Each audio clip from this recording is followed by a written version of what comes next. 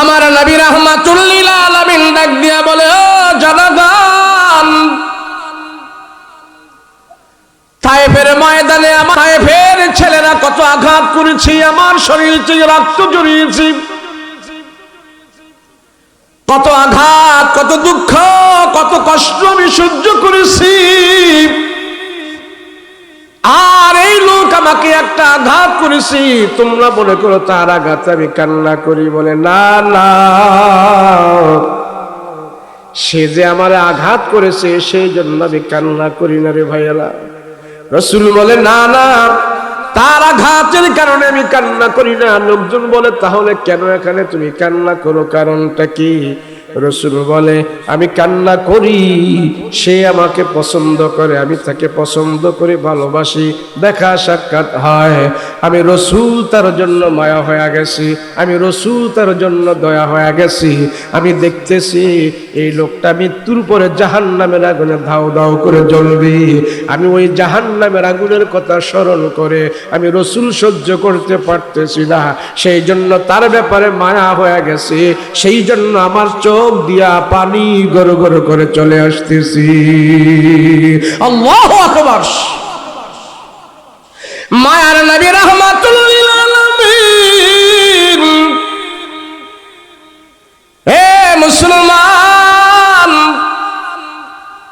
আজকে আমরা যদি বলি আমাদের এই লাগবে সেই লাগবে, এটা করি আমরা ওটা করি, বাবার জন্য করি, দলের জন্য করি, নেতার জন্য করি, নিজের জন্য করি, সবকিছু করি, কিন্তু করি ঠিক, কিন্তু একজন মানুষ পৃথিবীতে আল্লাহ পাক প্রেরণ করেছেন, নিজের জন্য কিছু করে নাই, নিজের জন্য কিছু করে নাই। 24 ঘন্টা আল্লাহর দরবারে হাত উঠে শুধু বলেছেন দৈনন্দিন 5 বার আমার আপনার জন্য আল্লাহর কাছে আমার নবী নাজাতের জন্য দোয়া করেছি, আল্লাহ আমার উম্মতকে নাজাত দিয়ে দাও, জান্নাতের ভিতরে উম্মতি মুহাম্মদী সবচেয়ে বেশি হবে। মুসলমান ভাইরা রে আমার, আল্লাহর নবী রাহমাতুল লিল আলামিন নবীজি জান্নাতুল বাকি থেকে দোয়া শেষ করে যখন নাকি ঘরের ভিতরে আসে, ঘরের দরজা রাসূল খুলে গেছে, এসে দেখি ঘরের দরজা লাগানো। আল্লাহর রাসূল ঘরের দরজার ভিতরে আওয়াজ করে টাক টাক করে আওয়াজ দিলেন, ঘরের ভেতর থেকে আম্মা জান আয়েশা ঘরের দরজা খুললেন, দরজা খুলে বলে ইয়া রাসূলুল্লাহ ঘরের ভিতরে আসেন। নবীজি ঘরের ভিতরে যাইয়া মা আয়েশার মুখে চোখে দেখতেছেন আনন্দ, আম্মা জান আয়েশা হাসতেছি, দাঁত মোবারক বের করে হাসতেছি, আনন্দ চোখে মুখে আনন্দ ফুটে উঠতেছি। আল্লাহর রাসূল বুঝতে পারতেছে না ব্যাপার কি, আয়েশা এত আনন্দ করতেছে কারণ কি, আয়েশার দাঁত মোবারক বের করে আয়েশা হাসতেছে নিশির রজনীতে, কারণ কি? আল্লাহর রাসূল বলেন আয়েশা আমি কোনো বুঝতে পারি নাই, এত গভীর রজনীতে তুমি কেন হাসতেছো, এত আনন্দ এত খুশি কেন, কারণটা কি বলো, তুমি আমার কাছে বলো। আম্মা জান আয়েশা বলে না, শুধু দাঁত মোবারক বের করে হাসাহাসি করতেছি। আল্লাহু আকবার। আম্মা জান আয়েশা রাদিয়াল্লাহু আনহা দাঁত মুবারক বের করে হাসতেছি, চোখে মুখে আনন্দ দেখা যাইতেছে। রাসূল বলে কেন তুমি এত রাত্রে এত আনন্দ করতেছো, এত আনন্দ পাইতেছো, কারণ কি? কোনো কথা বলে না, কথা বলে না। আল্লাহ রাসূল একটু ধমকের সুরে কণ্ঠটা মোটা করে বললেন, হে আয়েশা কি ব্যাপার, কারণ কি? তোমার মুখের ভিতরে চোখের ভিতরে এত আনন্দ দেখা যাইতেছে, দুনিয়ার কোনো মজা পাইলা নাকি, দুনিয়ার কোনো সম্পদ পাইছো নাকি, কেন এত আনন্দ করো, কারণটা কি? আম্মা জান আয়েশা বলে গো নবীজি না না, দুনিয়ার কোনো মজা পাই নাই, দুনিয়ার কোনো মাল দৌলত আমি পাই নাই, আজকে এমন এক জিনিস আমি পাইছি তামাম দুনিয়া থেকেও আরো আমার কাছে দামি। কি গো আয়েশা তুমি কি পেয়েছো? তামাম দুনিয়া থেকেও আজকে তোমার কাছে দামি এমন জিনিস তোমার কে দিল, কই পাইলা?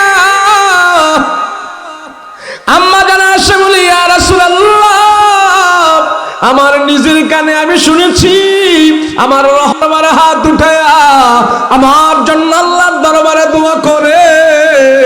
সেই জন্য আমি বিশ্বাস করে ফেলেছি তামাম দুনিয়ার মানুষের দোয়া আল্লাহ খালি ফেরত দিতে পারে, আমার রাসূলের দোয়া আল্লাহ খালি ফেরত দিবে না।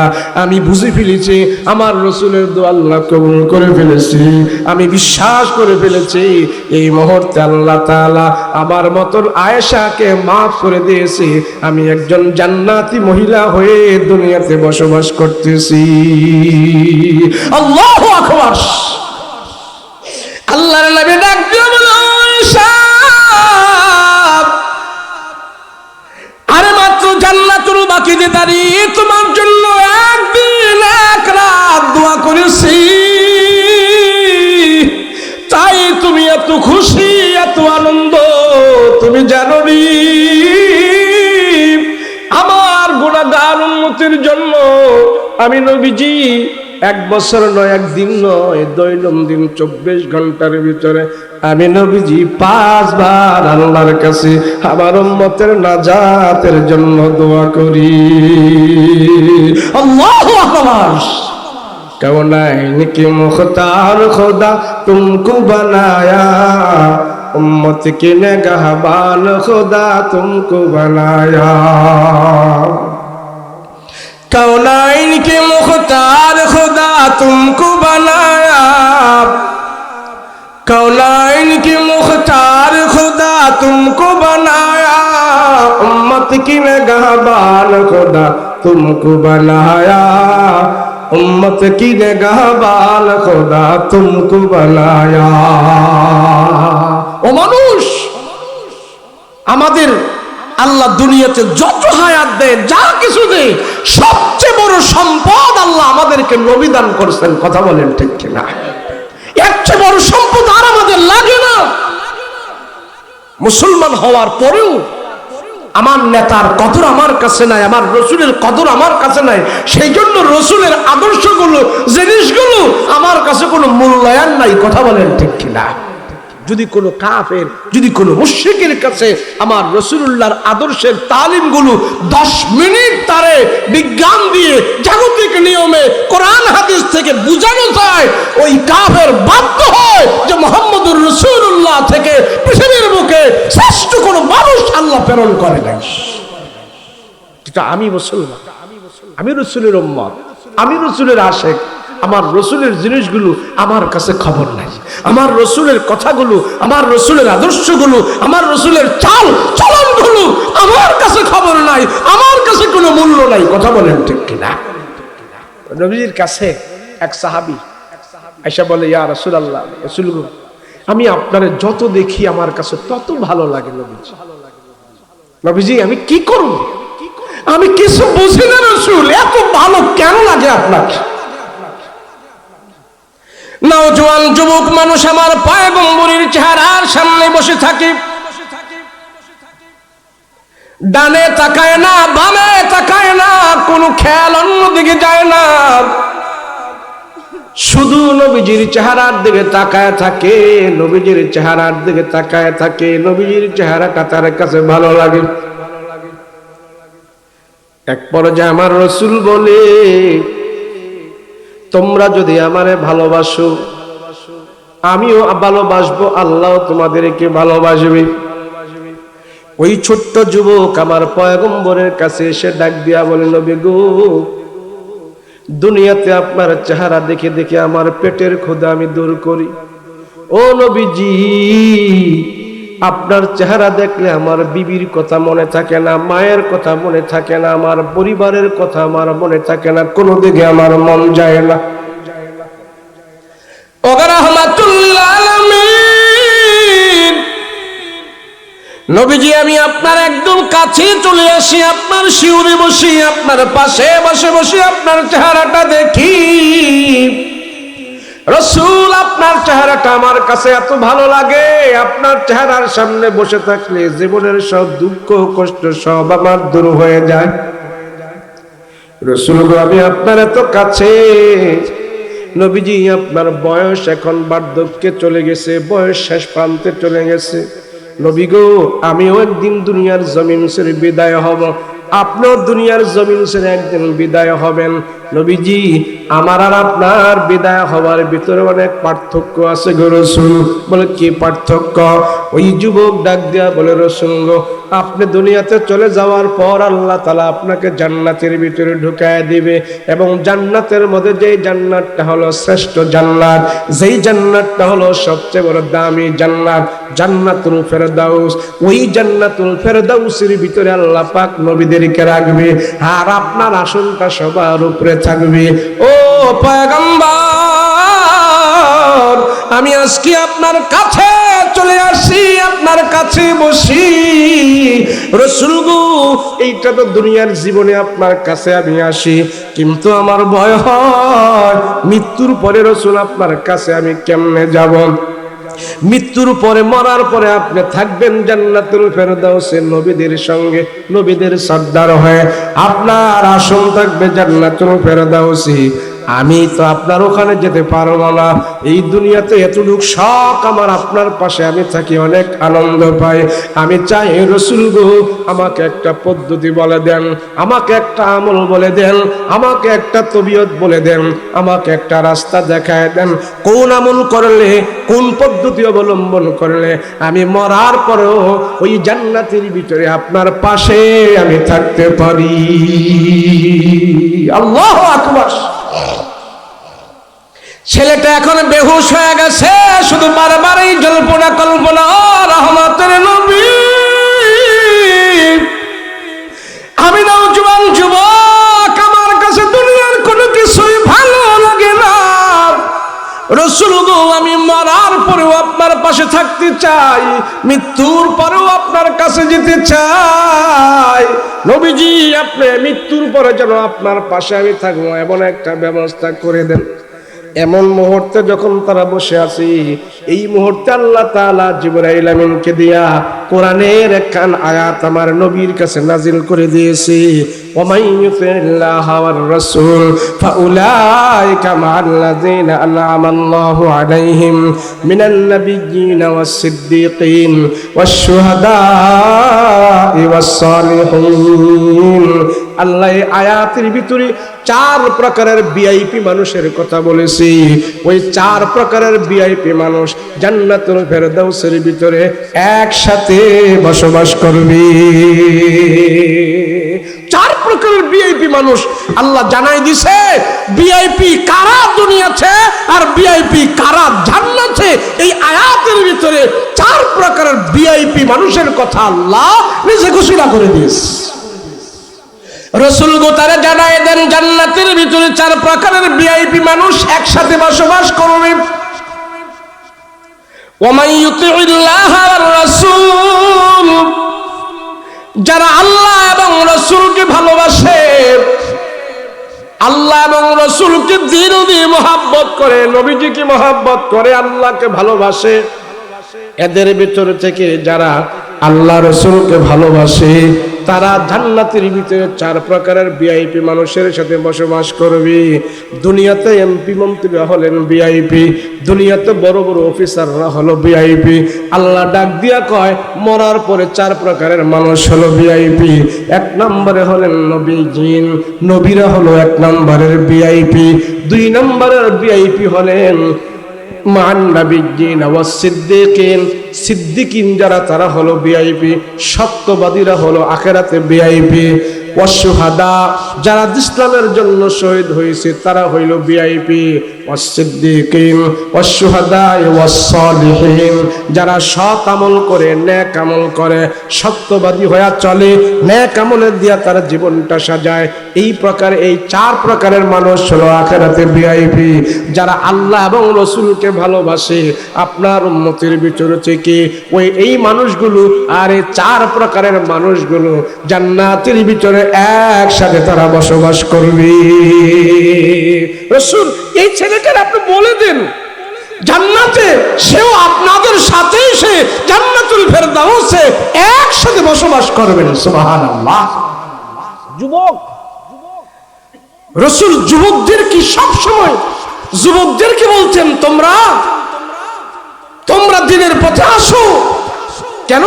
রাসূল যুবকদেরকে দিয়া মক্কায় মদিনায় ইসলাম খুব সুন্দরভাবে সমাজে প্রতিষ্ঠা করেছে। যুবকদেরকে নিয়ে রাসূল একটা দল কায়েম করেছে, সেই দলটার নাম হলেন হিজবুল্লাহ, আল্লাহর দল। আর যুবকদেরকে দিয়ে রাসূল ইসলামের কাজ বেশি করিয়েছেন। কেন? হযরত আলী রাদিয়াল্লাহু আনহু 8 বছর বয়সে মুসলমান হয়েছে। সুবহানাল্লাহ বলে 8 বছর। হযরত ওমর রাদিয়াল্লাহু আনহু 26 বছর বয়সে মুসলমান হয়েছে। তালহা ইবনে বারা আনসারী 14 বছর বয়সে মুসলমান হয়েছে।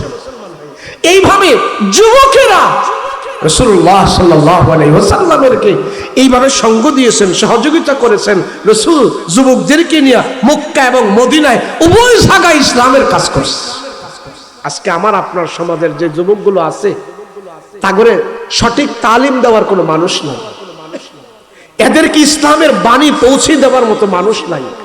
আমার দেশের যে সমস্ত নেতারা আছে রাজনীতি করে, আমার দেশের যুবকদেরকে দিয়া রাজনৈতিক ফায়দা হাসিল করে, আমার দেশের যুবকদেরকে দিয়া নেশা বিক্রি করায়, আমার দেশের যুবকদেরকে দিয়া বড় বড় নেতারা ইনকাম করে। কথা বলেন ঠিক কিনা? কিন্তু আমার দেশের যুবকদেরকে চরিত্র ঠিক করে না। আমার দেশের যুবকদের চরিত্র ঠিক করার কোনো বিদ্যালয় নাই, কোনো কলেজ নাই, কোনো শিক্ষাঙ্গন নাই যুবকদের চরিত্র ঠিক করার। কথা বলেন ঠিক কিনা? আমার একজনে বলল স্টেজের ভিতরে, হুজুর আমার এলাকার যুবকেরা মসজিদে আসে না। কথা বলেন বাস্তব না? কথা কয় বাস্তব না? মসজিদে আসে না। আপনি কি ওরা বাইদা আনতে পারবেন? কথা বলেন বাইদা আনতে পারবেন? নামাজ না পড়লে বাইদা পিটাইয়া মসজিদে আইনা 5 ওয়াক্ত দিল লাগায় নামাজ পড়াইবেন এমন কোন নজির কোরআন হাদিসে নাই। পরিবেশ তৈরি করো। আসে না যে মসজিদে যুবক, সে কে? সে আমার ছেলে, আমার ভাই, আমার নাতি, আমার রিলেটিভ, আমার বন্ধু, আমার ভাতিজা, আমারই তো সে। কথা বলেন ঠিক কিনা? আপনি কয়দিন গেছেন আপনার ছেলের হাতে ধরে? আপনি কয়দিন বলছেন বাবা আল্লাহকে সাজদা কর, বাবা এত মোবাইল দেখো না, বাবা? প্রত্যেকটা গার্জিয়ান, প্রত্যেকটা বাবা, তারা যদি তাদের সন্তানের হাতে পায়ে ধরে বলতো জাহান্নামের আগুন থেকে বাঁচো, হাতে পায়ে ধরে যদি বলতো আল্লাহকে সাজদা করো, খালি হুজুরে এসে একদিন ওয়াজ করে মসজিদে নিব আর বাকি দিন আপনারা কিনবেন, আমাদের ওয়াজ করে আমরা চলে যাব। কিন্তু আপনি বাবা হই আপনার সন্তান এক ওয়াক্ত নামাজ কেন পড়লো না, জবাব আগে আপনিও দিতে হবে। কথা বলেন ঠিক কিনা? এর জন্য আল্লাহকে কু আনফুসাকুম ওয়া আহলিকুম নারা, তুমি আগে জাহান্নামের আগুন থেকে বাঁচো, এরপরে তোমার ছেলে আহাল পরিবার তাদেরকেও বাঁচাও। আচ্ছা বলেন দেখি, আপনার উপযুক্ত ছেলেটা আপনার সামনে যদি একটা রিকশার তলে পড়ে যায়, ছোট্ট পোলাটা যদি রিকশার নিচে পড়ে যায়, গাড়ির নিচে পড়ে যায়, আপনি দাঁড়ায় দাঁড়ায় দেখবেন নাকি হাউমাউ করে উদ্ধার করবেন? কথা কয় নাকি? হাউমাউ করে উদ্ধার করবেন।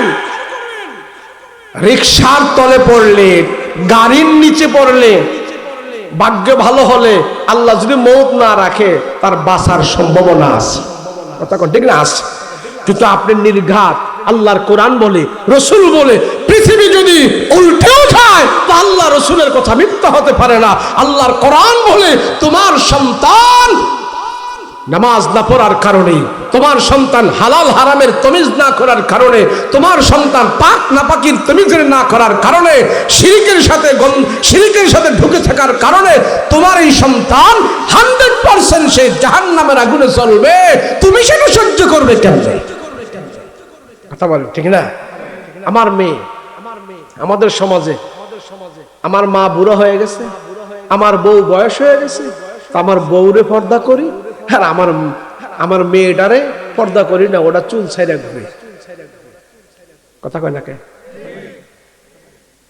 আমার মা বুড়ো হয়ে গেছে তো দাদি খুব দামি দামি পর্দা করতেছে, দামি বোরকা পরে ঘুরতেছে, আর আমার সাবালিকা মেয়েটা চুল ছেড়ে ছেড়ে ঘুরতেছে, আর এলাকার পোলাপান দেখে দেখে শীষ মারতেছে, গুনাহ সব বাবার কাঁধে আসতেছে। কথা কও ঠিক কিনা? পর্দা তো তোমার মেয়ের, পর্দা তো 60 বছরের বুড়ির না। যে মহিলাটা 60 বছর হয়ে গেছে উনি তো পর্দা লাগে না, ওনার জুয়ানটার পর্দা লাগে। ছেলেটারে আদেশ করো, মেয়েটারে আদেশ করো। কোন কোন মহিলা আছে মনে করে যে হুজুর পর্দায় থাকলে এটা একটা আনকালচার হয়ে যায়, পর্দায় যদি মহিলা থাকে মনে করে যে একটা দাম কমে যায়, পর্দায় থাকলে দাম কমে না, পর্দায় থাকলে দাম বাড়ে। পর্দায় থাকলে কি করে, কেমনে বাড়ে? ওই আমার অনেক আগের একটা ওয়াজ আছে, আপনারা এখানে এমন লোক আছেন হরিণ শিকারি করছে দেখছেন কেউ? সুন্দরবনে গেছেন এমন কেউ আছেন এখানে? আছেন কেউ নাই? আমি একবার গেছিলাম সুন্দরবনে। সুন্দরবনে গেলে দেখা যায় যারা হরিণ শিকারি করে ওদের ওখানে আপনি যেতে পারবেন না, কিন্তু তাদের থেকে আপনি বায়োডাটা নিতে পারবেন কিভাবে তারা হরিণ শিকারি করে। সুন্দরবনে যারা হরিণ শিকারি করে 300 হাত দূরে যদি একটা হরিণ থাকে আর একটা মানুষকে যদি দেখে, ওই 300 হাত দূর থেকে হরিণটা দৌড়া জঙ্গলের ভিতরে চলে যায়, শিকারীর সামনে আসে না। যত যায় শিকারী যারা করে খুব তীক্ষ্ণ বুদ্ধি খাটায়া যায়, এরপরে গিয়ে হরিণ শিকারী করে। আর হরিণ যদি কোন রকম মানুষকে দেখতে পায় এলাকায় থাকে না, দৌড়ায় দৌড়ায় একদম জঙ্গলের ভিতরে চলে যায়। আচ্ছা বলেন, হরিণ থাকে জঙ্গলে, চলে যায় জঙ্গলার ভিতরে, সেই হরিণের ভিতরে কি হয় জানেন? ওমা কথা কয় থাকে, হরিণের ভিতরে কি হয় জানেন না? আপনারা কোন দেশের মানুষ? হরিণের ভিতরে একটা মূল্যবান সম্পদ হয়, নাম হইল মৃগনাভি কস্তুরী।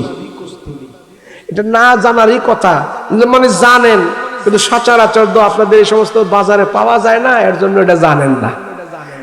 হরিণের ভিতরে একটা মূল্যবান জিনিস হয়, তার নাম হলো মৃগনাভি কস্তুরী। অনেক দাম। বুড়াই খাইলে জুয়ান হয়, আর জুয়ানে খাইলে মাতাল হয়। এর নাম হলো মৃগনাভি কস্তুরী।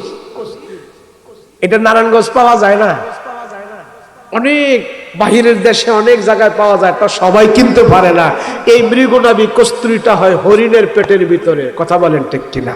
হরিণ থাকে কোথায়? জঙ্গলে, তার ভিতরে হয় মৃগনাভি কস্তুরী, অনেক মূল্যবান জিনিস।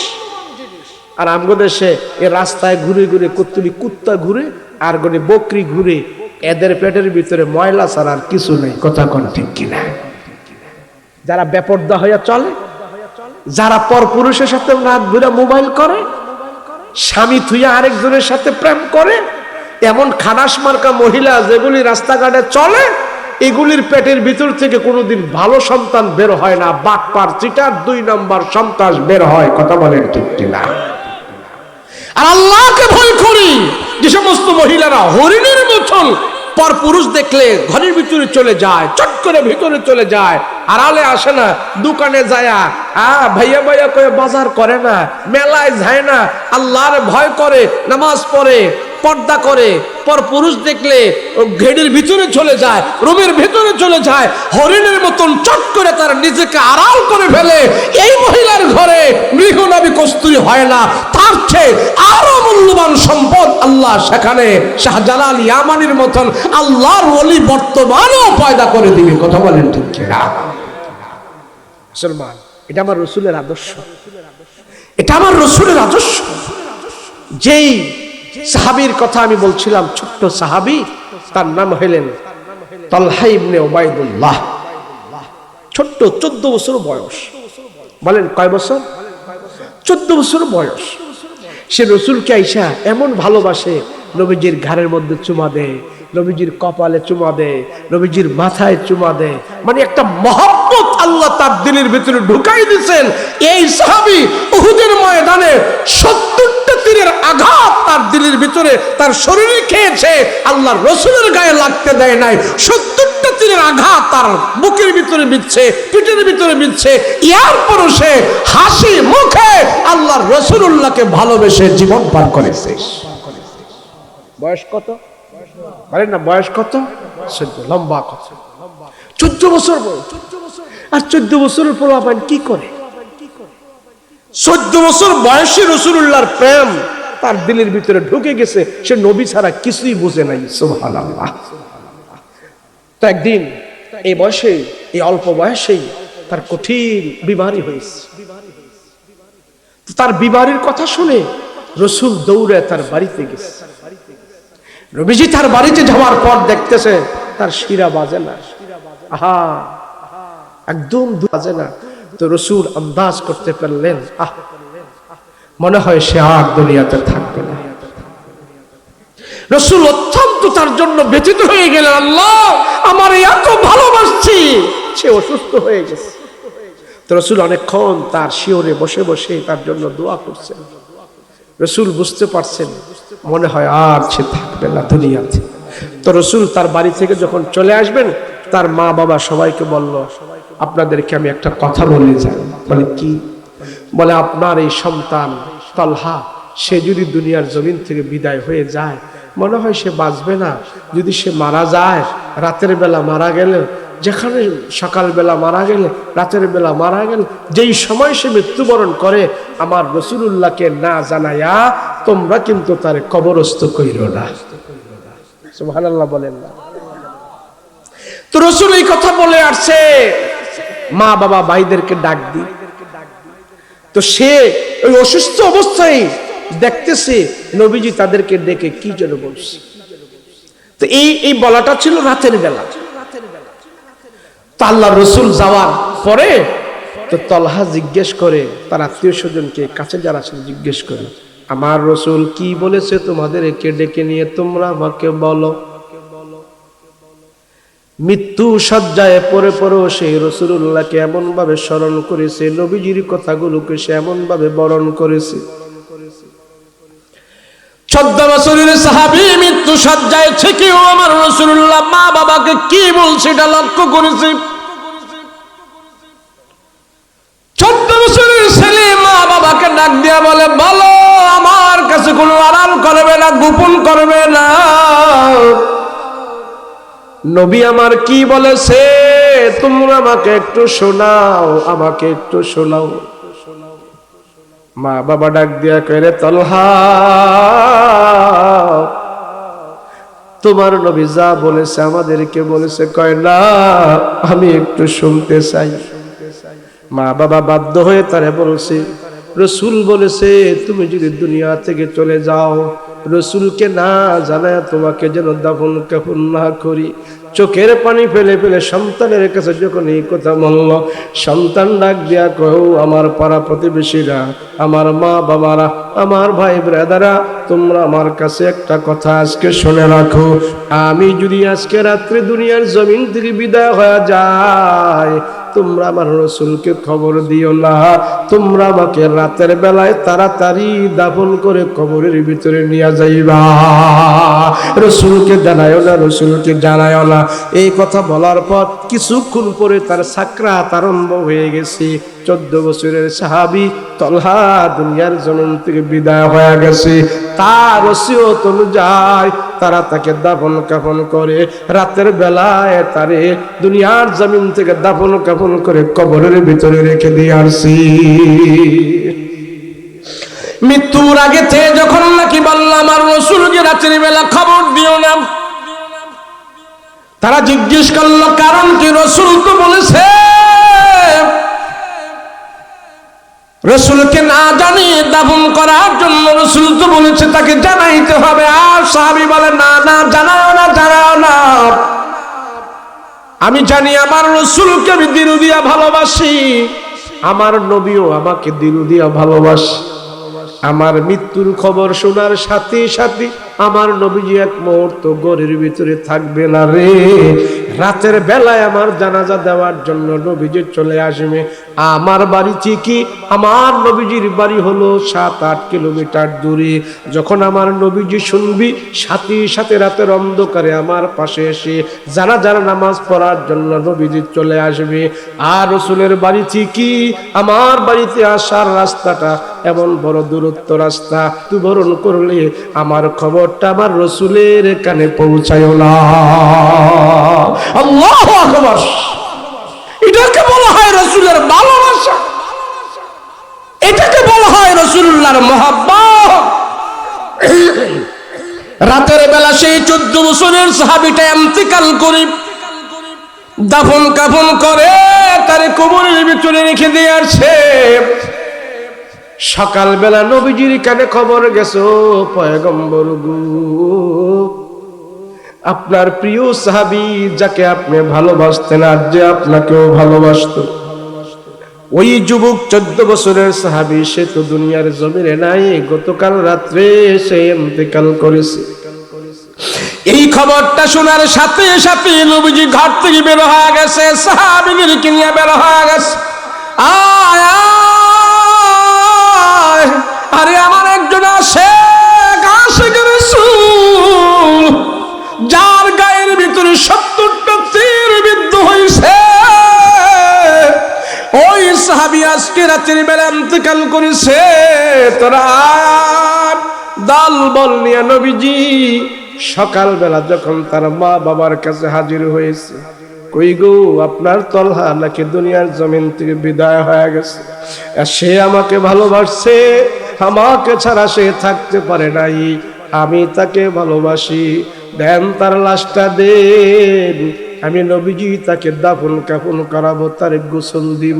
তলহার মা বাবা বলে, রাসূল, সে তো আমাদেরকে ওসিয়ত করে গেছে, রাতের বেলা মৃত্যুবরণ করলে আপনাকে যেন আমরা খবর না দেই। সে বলেছে রাতের বেলায় তারে আমরা দাফন করে দেওয়ার জন্য, তার ওসিয়ত অনুযায়ী আমরা তো তারে দাফন কাফন করে দিয়েছি। আল্লাহর রাসূল বলতেছে, করছোটা কি? তারে আমার জানাজার নামাজ পড়তে তোমরা দেও নাই, কারণ কি? বলে সে নিষেধ করেছে তাৎক্ষণিকভাবে আপনাকে খবর না দেওয়ার জন্য।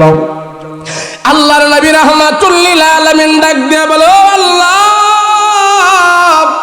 আমার তলহা কোন অবস্থায় আছে? রাহমাতুল লিল আলামিন নবীজি বলতেছি, তলহার কবরটা আমাকে দেখা দাও। যুবক মানুষ, আমাকে সে এত ভালোবাসি।